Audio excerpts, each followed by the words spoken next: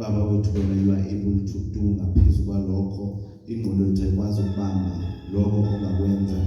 Baba wethu ngcwele, you are an able God, you are an able God, you are an able God.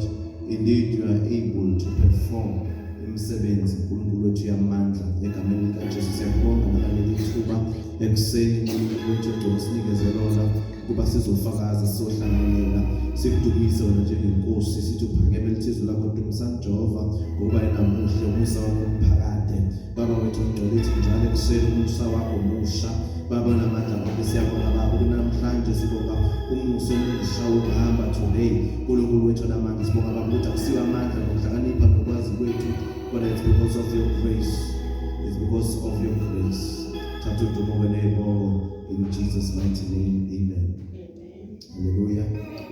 Ngibingelele ke bazalwane, ngibingelele Funeka. Ngibingelele Nkosi. Ngicela simshayele izandla.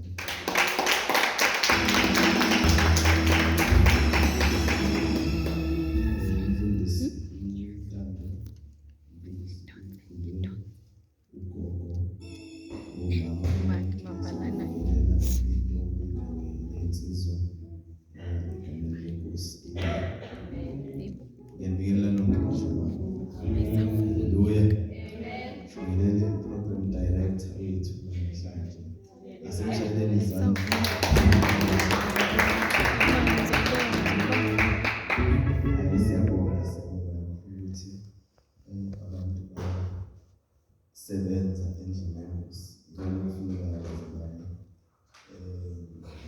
Umsebenzi wonke kumele ube nabantu abathile. Kodwa kumele ube ngathi sonke. Usibizele lokho sizosefa. Lokho into ayitholayo kuNkulunkulu. So yilokho bazalwane esibizele ukuthi sizokwenza. Let us look in 2 Corinthians chapter 9. 2 Corinthians chapter 9 verse 8. 2 Corinthians chapter 9 verse 8. Kepha uNkulunkulu unamandla okunipha umusa wonke uvame ukuze kuthi ngithanda lento lesikuqaleni ethi kepha uNkulunkulu unamandla. Lesingisi izothi and God is able. God is able. uNkulunkulu uyakwazi ukwenza. uNkulunkulu uyakwazi ukwenza. God ngamagama has the power.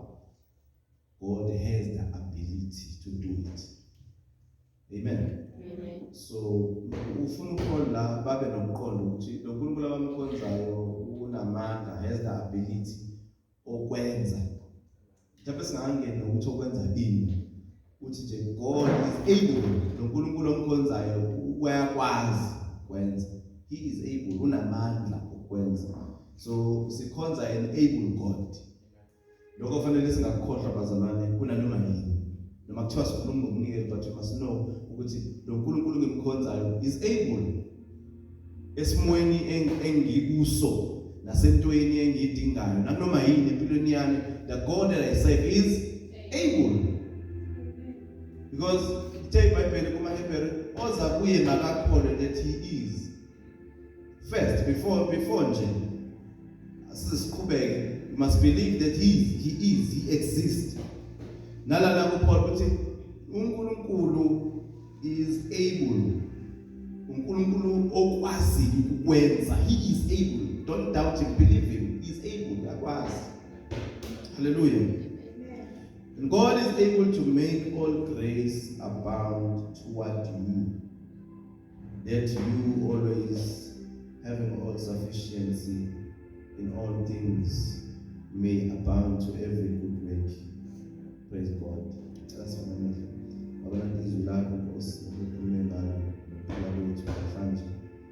That you are able, God, to make all grace abound. Even in this grace of giving, we pray that we excel. Just as we excel in utterance, in word, we pray that we excel even in this ministry of giving. In Jesus' name, amen. Paul ikhuluma labazalwane baseKorinte, le chapter ikhuluma ngomnikelo, ikhuluma ngesipho ayekade esindele kubona ukuthi basilethe ababesithengisile to support umsebenzi kaNkulunkulu to a certain church that was poor noma elalekade lishoda. So labazalwane-ke babekade benesipho babesithumela every year to support umsebenzi kaNkulunkulu as a small church giving to a big church, because we know and understand that the church in Jerusalem was in need. So labazalwane baseKorinte babehlanganisa isipho bese basihambise yini. Now uPaul ubhala uyabakhumbuza futhi uyabagqugquzela ngoba ebona sebethe ukudonsa inyama. Into engiyifunda la ngomnikelo ukuthi umnikelo kumele ube into oyenza njalo. Kufanele ube consistent in giving. For you to see the results, you must be consistent. Amen. Ungabi into yanamhlanje then uzobuye ngo-August noma uzobuye ngaleliya viki, but ukunikela impilo kufanele kube into eqhubekayo into esiyenza ingxenye empilweni. So uPaul ubuka ngazuthi baqale kahle besanikela bengadingi ukukhunjuzwa, kodwa along the way kwangazuthi sebeqala ukudonsa iy'nyawo. Leyo nto yenzeka nakuthina sonke bazalwane, namhlanje uNkulunkulu ufuna ukuthi sikhumbule ukuthi emnikelweni siwenza njalo. Siwenza njalo, akufanele senze ngoba sivunyelwa isimo ngaleso sikhathi, kodwa kufanele sikwenze ngoba kumele sikwenze njalo. Haleluya. So lithi iBhayibheli uma iqala uthi maqondana nokukhonza in the church, which is to serve by giving. Akufanele nokuthi ngize ngibhalele, because ngiyanazi ukuthi into le ekade ngiphila ngayo, ngoba ngiyalwazi nothando lweni. Ngaze ngathi ngise Macedonia, ngakhuluma ngani labo bazalwane baseMacedonia ukuthi ngendlela abanikela ngayo isipho sabo sangonyaka odlule saba ready a year before, because of the commitment ekade benza. Bahlanganisa kungakashiwo, bayiqoqa iminikelo yeleli bandla laseKorinte izohamba iyolekelela abazalwane abampofu bengakhunjuzwanga. So uthi uPaul ngiyabona kulonyaka ngathi sengiqala ukudonsa inyama. Haleluya. So uthi ngoba ngiyazi uthando lwenu engingcome ngale eMacedonia, ngikhulume ngani lapha eMacedonia ngathi laba bazalwane base-Akhaya bazilungiselele kanye nokuthi ukushisekela kwabo kuvusile iningi labo. Abaningi babo they were encouraged, babeshisekela ukunikela. Haleluya. Usethi kodwa ke manje kunento ngenxa ukuthi ngibona ukuthi umlilo we-consistency ekunikeleni usuthe ukwehla. Khona sebeyilethe izipho, khona bangasayilethi. Uthi ngakho-ke sengithumela abazalwane ukuthi bazonikhumbuza ukuze ukuncoma kwami eMacedonia kungaphenduki ihlazo mhlazane sekufika nabazalwane baseMacedonia sekukhulume kahle ngani sebeyibona ningaseyona lento ekade ngibatshela ukuthi ngiyona. So uthi as a result ke ngithumela abazalwane ukuba bazonikhuthaza ngomnikelo, ngoba niyazi ngawo futhi ninalo uthando lokunika ukuthi nje nihambe nakhohle. Ngifisa abazalwane ukuthi decide namhlanje ukuphila impilo yokunikela. Udecide ukuthi ngizophila impilo yokunikela not on certain occasion noma ngesikhathi ezithile kuphela, kodwa kuzoba impilo yami. Angizodinga ukuthi ngize ngikhunjuzwe, angizodinga ukuthi ngoba la uPaul bethumela abazalwane kwakuyindlela yokubakhumbuza, futhi njengoba ebhala incwadi uyabakhumbuza. Yabona sebakhumbuzeka uthuba yethi abazalwane labakade beyenza kahle lento.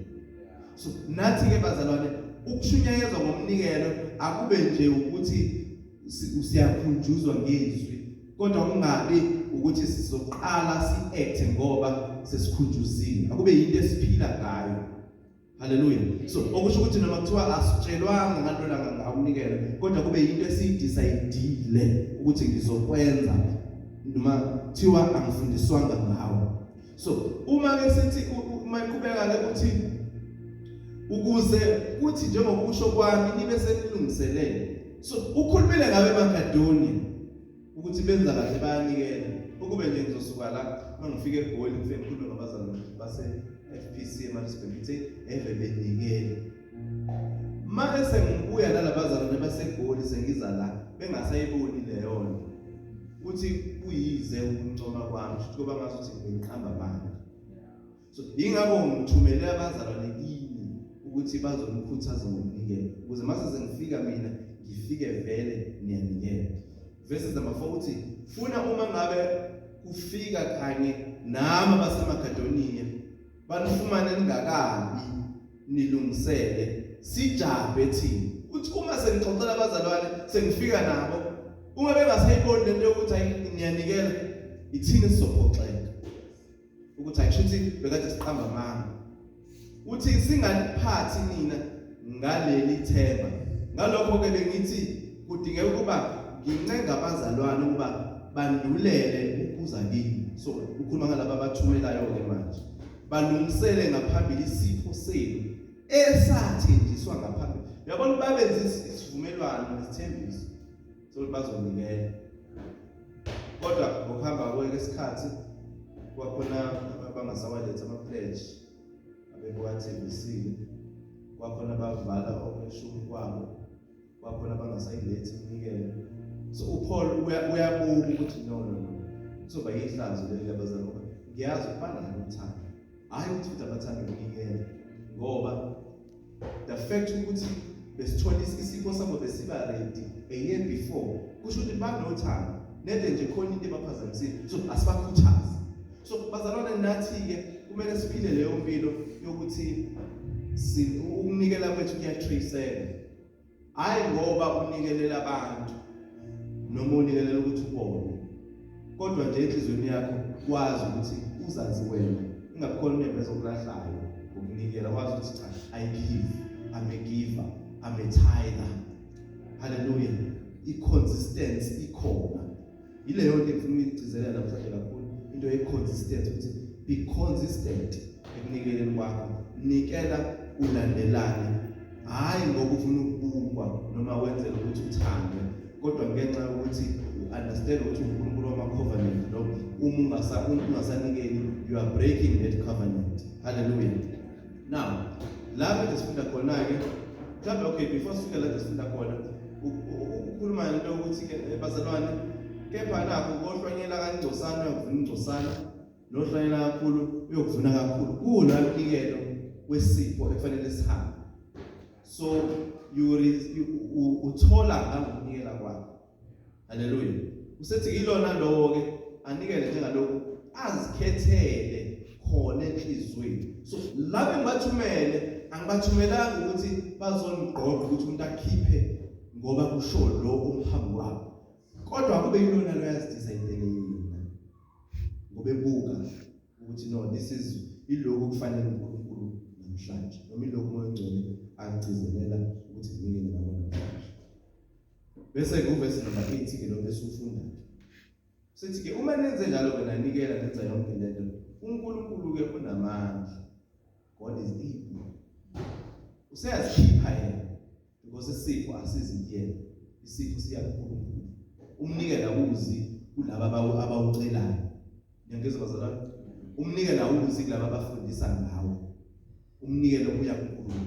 Uthi uPaul la uNkulunkulu kepha unamandla, kodwa kade ekhuluma ngakho uPaul ebafundisa ngomnikelo. Uthi kodwa uNkulunkulu unamandla okunipha umusa, because yonke into senza ngomusa. Must pray for the grace of giving, the grace of being selfless. Ikhulekela into yokuthi Nkosi ngiphi inhliziyo yokungabi selfish, ngiphi inhliziyo yokupha, ngiphi inhliziyo yokunakekela, ngiphi inhliziyo yokukhuthalela nokukhathalela umsebenzi wakho. Umusa lo yonke besenza umusa. Mawuhlabelela it's a grace that has been given to you. Mawunikela it's a grace. Mawufundisa it's a grace. Umsebenzi onawo it's a grace. Insindiso nayo njengoba la iumusa.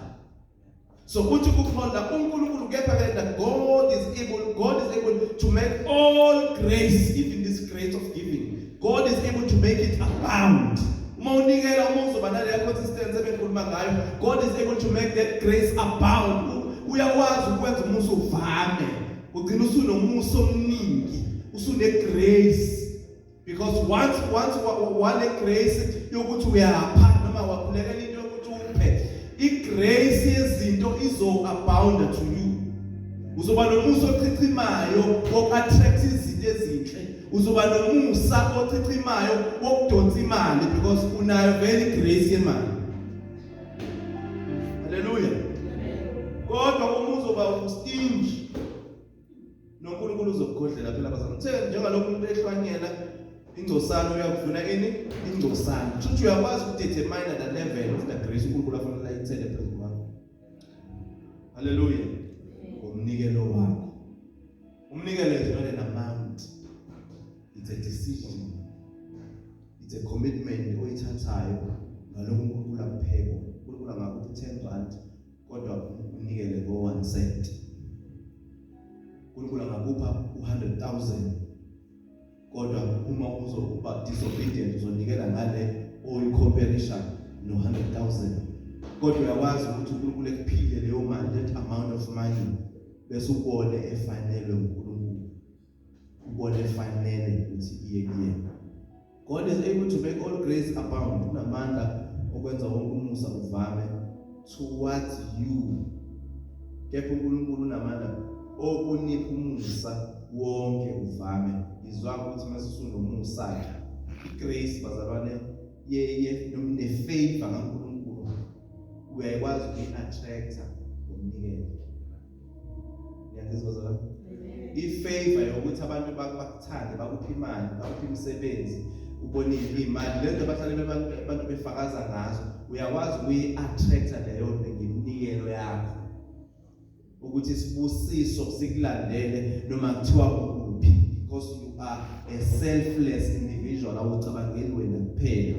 Uthi uphole kuNkulunkulu esenze lo musa wavama phezu kwenu, nako kuzokwenzeka kuwena ukuze ikuthi ninokwanele konke. You have enough, uzoba nokwanele konke. Hallelujah. Uzothi kule level yesalary kuyona kodwa unokwanele. Niyazi lapho bazana ukuthi ube nokwanele. Okwanele wena, angisho okwanele omunye umuntu, okwanele wena. Uzibona ukuthi awushodi ngalutho kodwa kule salary kuyona. Omunye umuntu ozothi mayibuka abona ngazuthi incane. Kodwa wena uzibone wanele. Leyo nto ayiqhamuki ngemvelo nangengqondo. Iqhamuka ngenxa yomusa ovamile phezu kwakho. Owenza uNkulunkulu ukuthi unikele ukuze ninokwanele konke ezintweni zonke. Hayi ukuthi imali nikuphela uzoba nokwanele kuwena yonke into. Uzoba satisfied. So ukuze u-attract noma usondeze lo musa udonse, iba umuntu onikelayo, iba umuntu okhathalela abanye abantu, iba umuntu obeka abanye abantu kuqala, iba imphila impilo yokunikela. Nokwanele konke ezintweni zonke ngezikhathi zonke.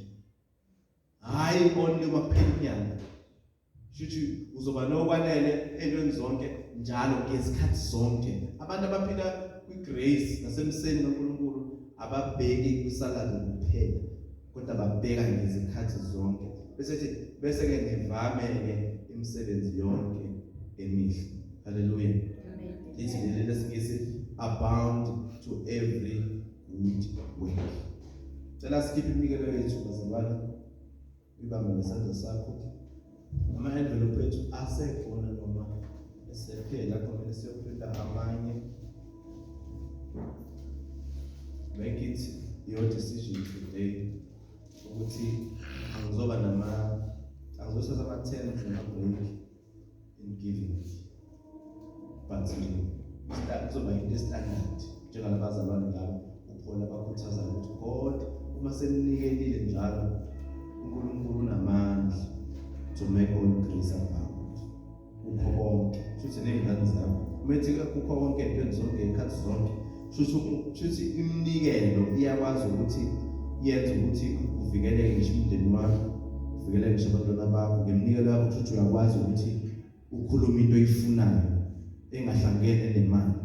Uma ethi all grace abound kuzo zonke izinto ngekhathi zonke, futhi uyakwazi ukuthi uthathe umnikelo wakho ubize ngegama elithile, ukhulekele phezu kwabo uthi Nkosi ngalo mnikelo wami uletha kuwe, siza umndeni wami, siza abantwana bami, vula iminyango yengcebo, vula iminyango yempumelelo, vula iminyango yemisebenzi, donsa ama-customers with my giving, because he is able to make all grace abound.